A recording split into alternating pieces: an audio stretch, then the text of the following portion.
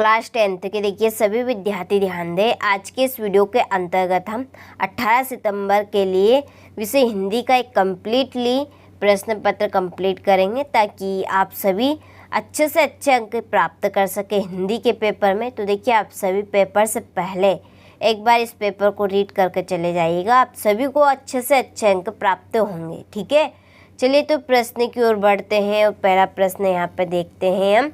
यहाँ पर मैंने सभी प्रश्न पे टिक मार्क लगा दिए ताकि आप सभी का ज़्यादा समय बर्बाद ना हो। तो देखिए पहला प्रश्न है, उद्धव ने गोपियों को क्या संदेश दिया? तो इसका आंसर रहेगा आपका योग साधना का। छायावाद के प्रतिनिधि कवि है, तो इसका आंसर रहेगा आपका जयशंकर प्रसाद। संचय भाव की संख्या है तो 33। यदि गद्य कवियों की कसौटी है, यह कथन है, तो इसका आंसर आपका रहेगा आचार्य। इनका पूरा नाम है आचार्य रामचंद्र शुक्ल।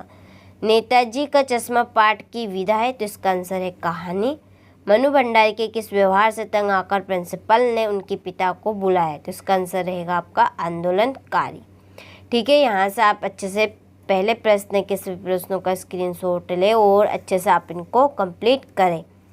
इसके बाद में है क्वेश्चन नंबर हमारा यहाँ पे 2 कि कवि के सरल स्वभाव के कारण डेडेडेस ने धोखा दिया। तो इसका आंसर रहेगा मित्रों भोलानाथ और उसके साथी डेडेडेस के बिल के पानी उलझने लगे। तो इसका आंसर है चूहों के। ठीक है, और फिर है हमारा अगला प्रश्न, मनु भंडारी का जन्म मध्य प्रदेश के डेडेडेस गांव में हुआ। इसका आंसर है भानपुरा। और सूर की भक्ति डेडेडेस भाव की है, दास्य भाव की।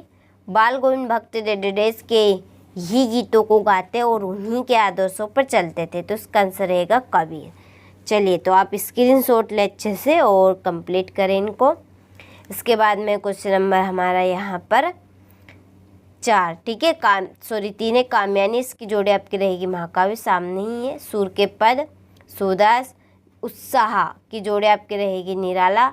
निराला की जोड़ी आपकी रहेगी अट नहीं रही है। और राम लक्ष्मण पर परशुराम संवाद, इसकी जोड़ी है तुलसीदास। और आत्मकथ्य की जोड़ी रहेगी जयशंकर प्रसाद। ठीक है, चलिए आप जल्दी से स्क्रीनशॉट ले और अच्छे से आप जल्दी से इनको कंप्लीट कर ले। वैसे आप सभी के पास टाइम बहुत ही कम है, परीक्षा बहुत ही नज़दीक आ गई। समय का अभाव रखते हुए यहाँ पर मैंने आप सभी के टिक मार्क लगा दिए इसीलिए। तो देखिए पहला है, आत्मकथा कविता पहली बार हंस पत्रिका में प्रकाशित हुई। तो ये सत्य बात है। इसके बाद में बाल गोविंद भक्त के गीतों में प्रभु मिलन का भाव होता है। तो ये सत्य है। जॉर्ज पंचम की नाक पाठ में सरकारी तंत्र का पर व्यंग किया गया है। तो ये भी सत्य है। रामचरितमानस से खंडकाव्य है, तो ये असत्य है। एकांकी में 4 अंक होते हैं, तो ये असत्य है। 1 अंक होता है एकांकी में। जहाँ दोनों पद प्रधान हो वहाँ दिग्गु समास होता है, तो ये भी असत्य रहेगा। ठीक है, चलिए तो आप जल्दी से यहाँ से स्क्रीनशॉट ले लें और अच्छे से आप कंप्लीट कर लें। इसके बाद में हमारा अगला प्रश्न है कि निम्नलिखित प्रश्नों को के उत्तर एक शब्द में दीजिए। ठीक है, तो पहला है, सूरदास भक्ति काल के किस शाखा के कवि है? तो ये है कृष्ण भक्ति शाखा के। रामचरितमानस का प्रमुख छंद कौन सा है? तो चौपाई रहेगी। भारतेंदु आधुनिक हिंदी गद्य का विकास किस युग से प्रारंभ हुआ? तो इसका आंसर रहेगा भारतेंदु युग। आत्मकथ्य कविता में कवि ने मधुप का प्रयोग किसके लिए किया? तो इसका आंसर रहेगा स्वयं के लिए। ठीक है, इसके बाद में सहस्त्रभाव कौन था? तो आप इसका आंसर कंप्लीट कर लीजिएगा। ठीक है, यहाँ से आप अच्छे से स्क्रीनशॉट ले लें और अच्छे से कंप्लीट कर ले। चलिए अगले प्रश्न की ओर आगे बढ़ते हैं। तो ऋतुकाल का समय कब से कब तक माना गया? तुलसीदास जी की 2 काव्यगत विशेषता लिखिए। उद्धव के व्यवहार की तुलना किन किन से की गई है?